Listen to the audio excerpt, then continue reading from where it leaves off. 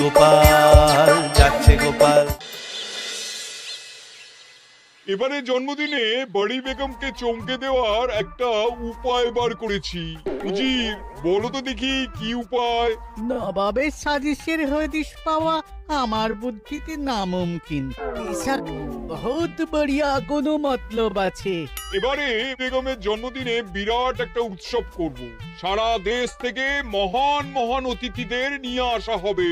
দুনিয়ার সেরা সেরা খাবার, সেরা সেরা গাইয়ে, সেরা সেরা বাজিয়ে, সেরা সেরা নাচিয়ে রাতকে দিন করে দেবে এমন রোশনাই। রেস্ট নাই। কি বললে? বহুত বড়িয়া আপনার সোচ, লেকিন মাফ করবেন হুজুর, রাজকোষের অবস্থা খুবই খারাপ। উৎসব করার মতো তো রেস্ট নাই জাহাপানা। কোনো কথা শুনতে চাই না। আমি হলাম গিয়ে বাংলার নবাব। আমি আনন্দ হই হুল্লোড় করবো না তো কে আর করবে? একদম ঠিক জাহাপানা, কিন্তু কর বসিয়ে টাকা তোলো।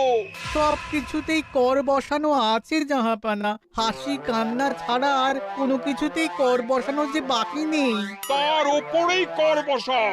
হাসি কান্নার ওপর কর? না, শীতকাল আসছে, বসাও বসাও কর হাঁচির ওপর। হ্যাঁ, হাতির ওপর কর? বসাও। ওরকম মুখ করে আছো কেন? যদি না পারো তো বলে দাও, আমি অন্য উজির নিয়োগ করব। আমি আজই ঘোষণা করে দিচ্ছি, এবার থেকে হাতির ওপর কর দিতে হবে। হ্যাঁ, তো জানাব, এতে প্রজারা যদি ক্ষুব্ধ হয়? আরে বাবা, প্রজাদের কাজই তো মাঝে মাঝে ক্ষুব্ধ হওয়া। তা ঠিক হুজুর। আমাকে কদর করে এমন কিছু সন্ডা আছে, তাদেরকে কাজে লাগাতে হবে। বহুত খুব জাহাপানা। তাহলে হাঁচি গোনার লোকের ব্যবস্থা করে নি। ওই সন্ডারাই হাঁচি গুনবে। ওদের স্বেচ্ছাসেবক হিসেবে নিয়োগ করো। বহুত খুব জাহাপানা। সব জায়গায় লোক পাঠাতে শুরু করো। তবে কৃষ্ণনগরে বেছে বেছে লোক পাঠাবে। আর মনে রেখো, ওখানে গোপাল আছে।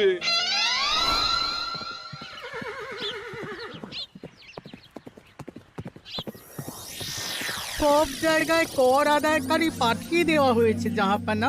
আপনার কথা মতো তাদের বলে দেওয়া হয়েছে যে আদায় হওয়া করের 10% তাদের বেতন হিসেবে দেওয়া হবে। সুতরাং কর আদায়ে কোনো ঢিলেমি হবে না। বহুত আচ্ছা, বহুত আচ্ছা।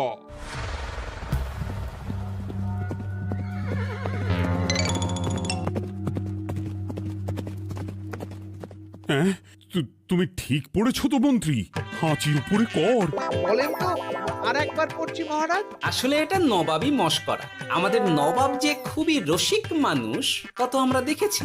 বারবার কৃষ্ণনগরের সঙ্গে রসিকতা করতে গিয়ে হাঁড়ি ফেটে রস একেবারে মাখামাখি হয়েছে, আর সারা গায়ে পিঁপড়ে ধরেছে। মস্করা নয়, একদম সত্যি কথা। হাঁচির উপরে কর বসানো হয়েছে, আর আমরা হলাম নবাবের খাস হাঁচি গোনার দল। আমরা এই কৃষ্ণনগরে থিতু হয়ে বসলাম বটে। এবারে হাঁচি গুনবো আর মোহর আদায় করব। গোপাল, তুমি কি বলো? সর্দার, তোমাদের এখানে আসা একেবারেই লোকসান হয়েছে। কেন মশাই?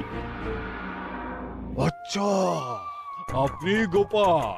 না না, আপনার কোনো কথাই শুনবো না। আমাদের পই পই করে বলে দেওয়া হয়েছে, গোপাল হইতে সাবধান। সর্দার, আমি তোমাকে সাবধান হতেই বলছিলাম। হাঁচি ধরতে গেলে তোমাদের খুব সতর্ক থাকতে হবে, কারণ এই কৃষ্ণনগরের বাসিন্দাদের শরীর স্বাস্থ্য এত ভালো যে এখানে কেউ হাঁচে না, কাশে না, ঢেকুর তোলে না, ইয়ে করে না। বলেন কি মশাই? এটা তো নবাবকে জানাতে হচ্ছে। যাও যাও, এক্ষুনি মুর্শিদাবাদে ফিরে গিয়ে নবাবকে জানাও। ওরে, কেউ এদের যাওয়ার ব্যবস্থা করে দে। ওই তো হেঁচেছে।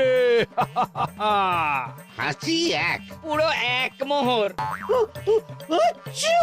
হাঁচি দুই, দুই মোহর। আরে, এটা তো হাঁচির বাচ্চা, এটা তো ধরলে চলবে না।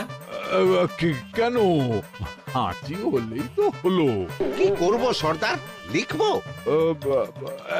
দেখ, একবার গুনে যখন ফেলেছি পুরো ছাড়তে পারবো না। আধমোহর লেখ।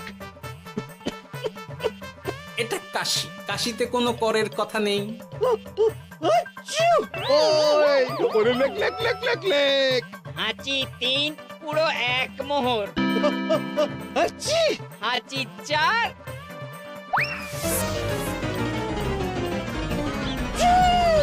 হাঁচি 5 লেখো হাঁচি 6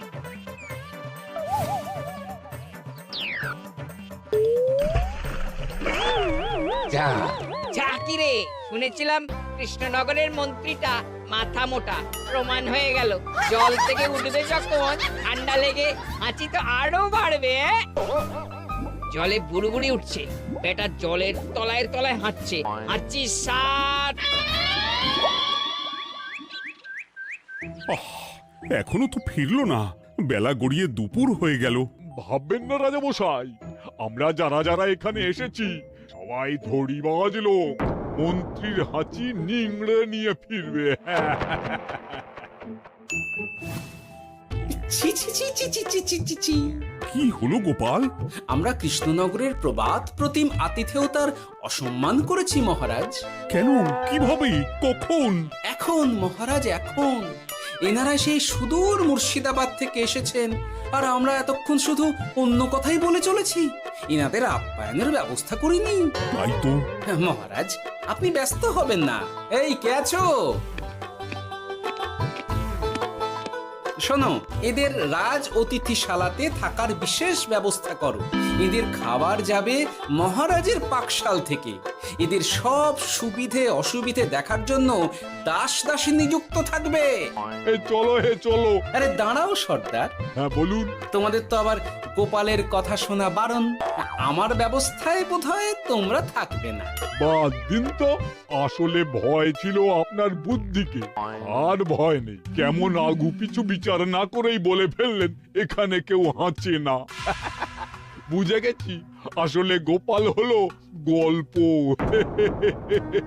চলো হে চলো, ও বড্ড খিদে পেয়েছে। প্রহরী, এই সর্দারের দলের বাকি লোকগুলো এলে এদেরকেও অতিথিশালায় নিয়ে যেও। হ্যাঁ, আচ্ছা। এ কি গোপাল, এই রক্তচোষাগুলোর জন্য তুমি রাজনিবাস আর রাজভোগের ব্যবস্থা করে দিলে? গোপাল কার পক্ষে মহারাজ? এতক্ষণ গোপালের সব কাজ তো কৃষ্ণনগরের বিপক্ষে গেল। বটেই তো, আমি মনে মনে গণনা করে দেখলাম গোপালের শুল যোগ শুরু হয়েছে। আগামী 1 যুগ ধরে গোপাল যেখানে থাকবে সেখানে রাহুর প্রকোপে দুঃখ দারিদ্র মহামারী একসঙ্গে এসে ধরা পড়বে। মহারাজ, গোপাল কখনো কৃষ্ণনগরের খারাপ ভাবেনি। সে যখন ওই রক্তচোষাদের রাজভোগে রাখার ব্যবস্থা করেছে, তখন বুঝতে হবে এর মধ্যে একটা ঘোরতর পেঁচ আছে। গোপালই তাহলে বলুক কি পেঁচ। মহারাজ, মানুষ বিলাসের সুযোগ পেলে কাজ ভুলে বিলাসেই ডুবে থাকে। কত সম্রাট মহাসম্রাট বিলাসিতায় ডুবে কত সাম্রাজ্য মহাসাম্রাজ্য ভেঙে টুকরো করেছে। এরা তো নবাবের পাঠানো কিছু মূর্খ বালক মাত্র মহারাজ। এদের রাজভোগে ডুবিয়ে দিলে হাঁচির কথা কি এদের মনে থাকবে?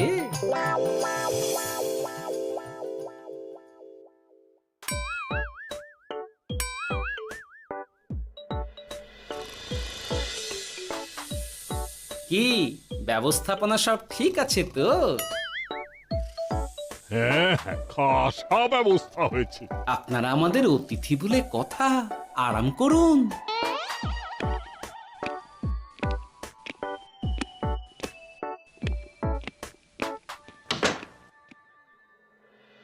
বিজ্ঞানী, তোমার এই দুমুখ আয়না আবিষ্কার তোমার জীবনের সেরা কাজ।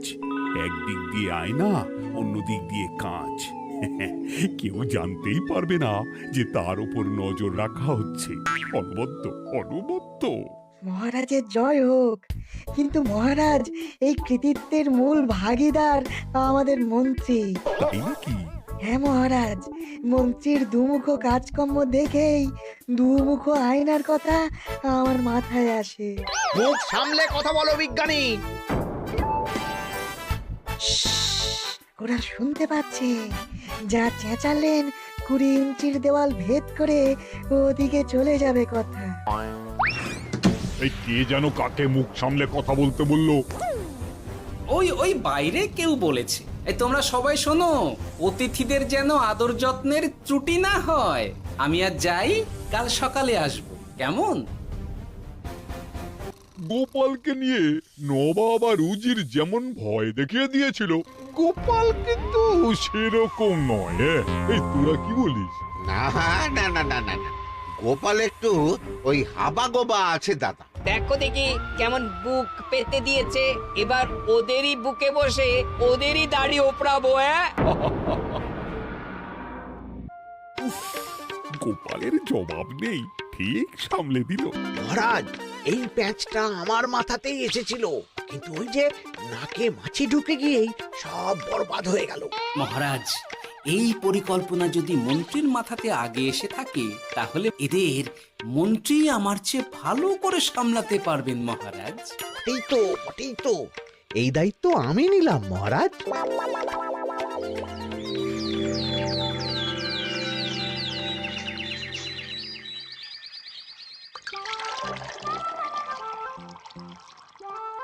আহা, সকালে ঘুম থেকে উঠে এই রকম বেলের পানা যেন স্বর্গের অমৃত। আছে আছে, আরো আছে। পানীয়, খাদ্য, আরাম, আয়েশ, যত চাও তত পাবে। এ কি, আপনি গোপাল কোথায়? মহারাজ বিবেচনা করে দেখেছেন যে মহামান্য অতিথিদের পরিচর্যার ভার গোপালের মতো একজন ভাঁড়ের পক্ষে বহন করা সম্ভব নয়, তাই এই দায়িত্ব আমাকে দেওয়া হয়েছে। কিন্তু কোনো কিন্তু নেই সর্দার, আমি যে খানা পিনা নাচা গানা আমোদ আহ্লাদের ব্যবস্থা করেছি দেখে তুমি চমকে যাবে। দেখা নয় বিজ্ঞানী, এবার শুধু কাজের সময়। কাল মন্ত্রীর উপর ওদের ভার ছেড়ে দিয়ে কৃষ্ণনগরের যে সর্বনাশটি করেছো, কোনো কাজ করে আর সেটিকে সামলানো যাবে না। হ্যাঁ, আহা, তোমার দেখছি মন্ত্রীর উপরে একটুও আস্থা নেই।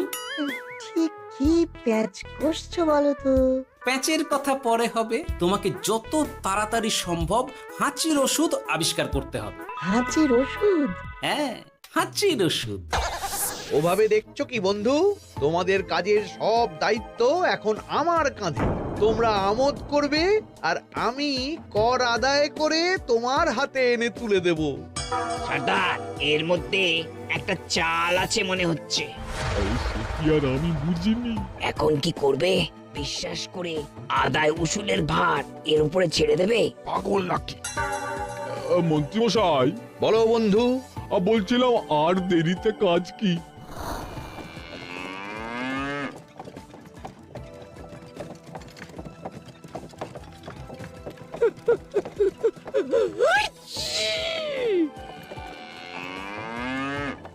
মন্ত্রী, লেখো হাঁচি এক।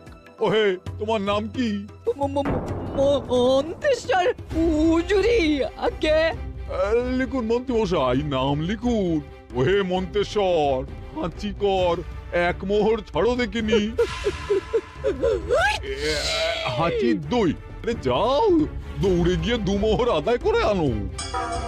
ওরে, তোরা সব কৃষ্ণনগরের কোণে কোণে ছড়িয়ে পড় দেখি, একটা হাঁচিও যেন বাদ না পড়ে। হ্যাঁ,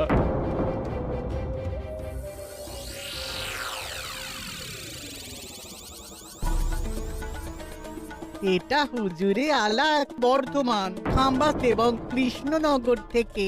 চমৎকার চমৎকার। তাহলে গোপাল কিছু করতে পারেনি, আমাদের যুব শক্তি কৃষ্ণনগরকে পুরো নিংড়ে নিয়ে আসছে। মহারাজ কৃষ্ণচন্দ্রের একটা আবেদন আছে জানাব। এই হাঁচি করের 30% যদি ওই রাজ্যকে দেওয়া যায়, তাহলে আদায় উসুল আরো ভালো হবে। ওরা বলেছে যে আপনি যদি 30% দেন, তাহলে কর আদায় একেবারে জান লড়িয়ে দেবে। মঞ্জুর মঞ্জুর। আর একটা আর্জি আছে হুজুর, কৃষ্ণচন্দ্র কদিন বাদে নবাবকে কৃষ্ণনগরে আমন্ত্রণ জানিয়েছে। কেন? কৃষ্ণনগরের নবাব এবং তার উন্নয়ন উপলক্ষে এক মহোৎসব হবে। সেই সঙ্গে শহরে থাকা ইংরেজদের কাছেও নবাবের সৈন্য বলের এবং নবাব ও কৃষ্ণনগরের মধ্যে পারস্পরিক ভ্রাতৃত্বের সম্পর্কের বার্তাও পৌঁছে দেয়া যাবে। নবাবের অধীনস্থ রাজারা নবাবের শত্রু, এই রকম একটা ধারণা থেকে ইংরেজরা ইদানিং বেপরোয়া হয়ে উঠেছে, তাতে লাগাম উঠবে। বহুত খুব, মঞ্জুর মঞ্জুর মঞ্জুর।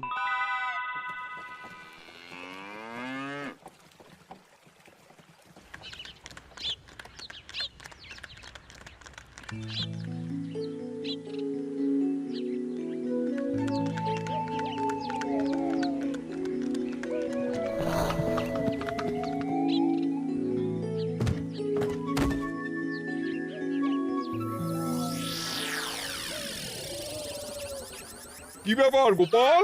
জাহাপনা বলুন, কি খিদমত করব? আমি যা বলবো তাই করবে। অবশ্যই জাহাপনা। क्या बात উজির, তুমি সাক্ষী, মহারাজ কৃষ্ণচন্দ্র আপনিও সাক্ষী।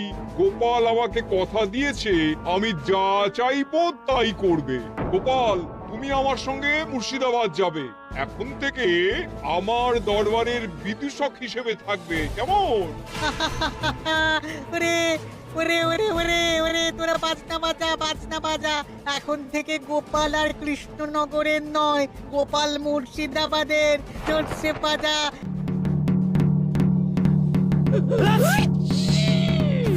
কি হলো? হুজুর, মনে হচ্ছে আপনার সৈন্যদল হাঁটছে। হ্যাঁ? হুজুর, হাঁচিগড়ের বন্যা সব সৈন্য 10-12টা করে হেঁচে ফেলেছে, মানে প্রচুর মোহর হয়ে গেছে আর বাড়ছে বাড়ছে। আমার হাঁচি গোনার দল একটা হাঁচিও বাদ দেবে না। মোহর রাখার জন্য নতুন পোশাকখানা বানাতে হবে হুজুর। সর্দার, আমাদের হাঁচিগুলো কি খুলবো? হ্যাঁ, নিশ্চয়ই, একটা হাঁচিও যেন বাদ না পড়ে। চলুন হুজুর, আমরা এখানে দাঁড়িয়ে থেকে আর কি করব? ওরা হাঁচুক আর হাঁচি গুনুক। চলুন নবাব বাহাদুর, আপনার জন্য কৃষ্ণনগরের রাজাতিথ্য অপেক্ষা করছে।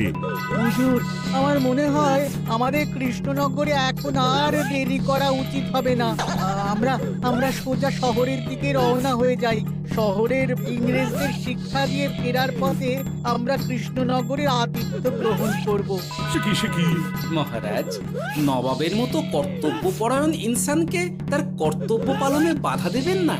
আমরা ওনার শহর থেকে ফেরার অপেক্ষায় থাকবো। ঠিক ঠিক, আমার এক্ষুনি শহরে যাওয়ার দরকার। ইংরেজরা সব নিয়ম কানুন ভেঙে চুরে যা ইচ্ছে তাই করতে আরম্ভ করেছে। উচিত, সৈন্যদের ডাক দাও, চলো রওনা হই। কিন্তু জাহাপনা, আপনার সৈন্যদের থেকে পাওনা মোহরগুলো এতক্ষণে যা হেঁচেছে, লাখখানেক মোহর তো হয়েই গেছে। ওটা আমরা নিজেদের মধ্যে বুঝে নেব। কিন্তু ওই করের 30% যে কৃষ্ণনগরের পাওনা। পেয়ে যাবে। শহর থেকে ফিরি।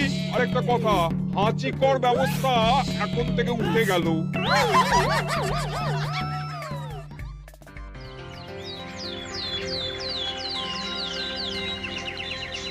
মহারাজ, কিভাবে গোপাল ভাঁড় মহাশয় নবাবের উন্মাদের মতো জারি করা ওই হাঁচিকর থেকে আমাদের সকলকে রক্ষা করেছেন তা আমরা সকলেই জানি।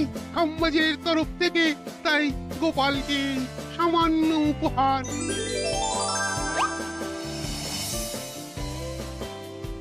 ওহ গোপাল, সত্যি তোমার জবাব নেই। কিছুই হতো না যদি না বিজ্ঞানী ওই হাঁচি চূর্ণ আবিষ্কার করত। এই উপহারের অর্ধেক কিন্তু বিজ্ঞানী। সবই তো বুঝলাম, নবাবকে সৈন্য সহ নিমন্ত্রণ থেকে সৈন্যদলকে হাঁচি চূর্ণ মাখানো, চাঁদোয়ার তলায় ঢোকানো পর্যন্ত। কিন্তু চাঁদোয়া থেকে হাঁচি চূর্ণ ঝরে পড়লো কি করে, সেটাই তো বুঝলাম না। এটা তুমি বলো বিজ্ঞানী। শব্দে বাতাসে কম্পন তৈরি হয়। গোপালের হাততালিতে আমার ঘরের শাড়ি থেকে হাঁচির জন্য ঝরে পড়েছিল। এখানে চাঁদোয়া থেকে ঝরে পড়েছিল বাজনার শব্দে। কি ব্যাপার বিজ্ঞানী, তুমি এখন ছেলে খেলা করছো? হাঁচির ওষুধ হয়ে গেছে। হয়ে গেছে? মূল উপাদান তামাক, গোলমরিচ আর আলকুশির গুঁড়ো। কাজ হবে? হাততালি দাও। হাইস! কাজ হলো। ব্যাপারটা কি হলো? ওই শাড়িটাতে হাঁচি চূর্ণ মাখানো আছে, তোমার হাততালির শব্দের কম্পনে ঝরে ঝরে পড়েছে। একবার নাকের কাছে এলে পিঁপড়ের থেকে পিশাচ হাঁচতেই হবে, হাঁচতে হবেই হবে। নবাব যদি বাজনা বাজাতে না বলতো। আমাদের বাজনদাররা তৈরি ছিল মহারাজ। যাক, সবই ভালোই ভালোই মিটে গেল। যার শেষ ভালো তার সব ভালো। ব্যাস, এখন শুধু একটাই কাজ বাকি। নবাবের কাছ থেকে করের 30% বাবদ পাওনা মোহর মুর্শিদাবাদে গিয়ে নবাবের কাছ থেকে তুমি নিয়ে আসবে। আচ্ছা মহারাজ।